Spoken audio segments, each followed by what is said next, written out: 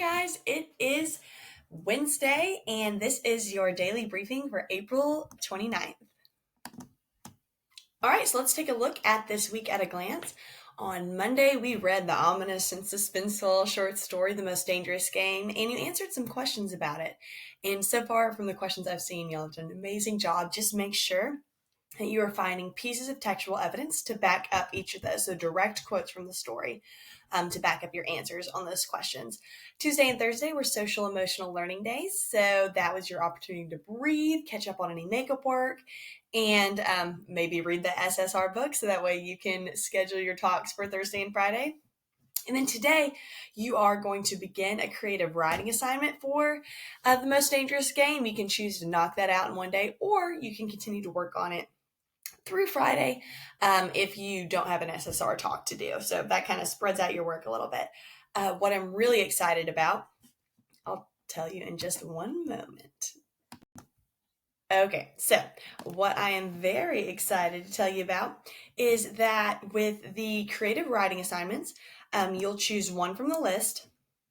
And then after you turn those in, and you can either choose to post it on Google Classroom or send me pictures of it.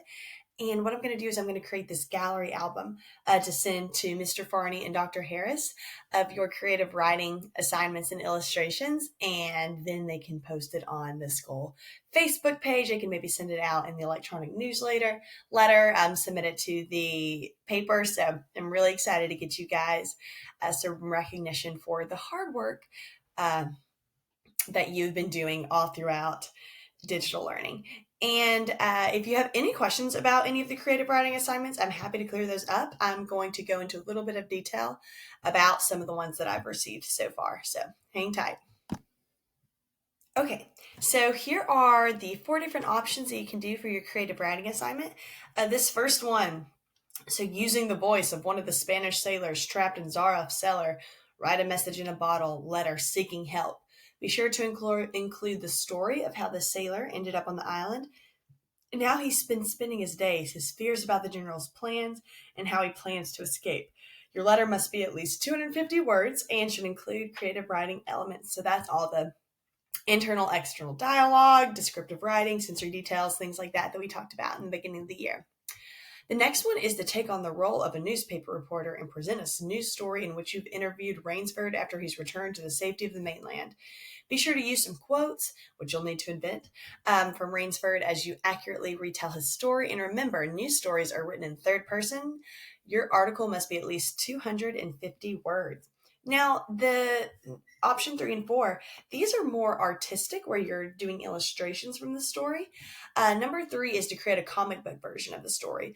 And you need to reduce it down to 8 panels, and each panel should have some dialogue or narrative description.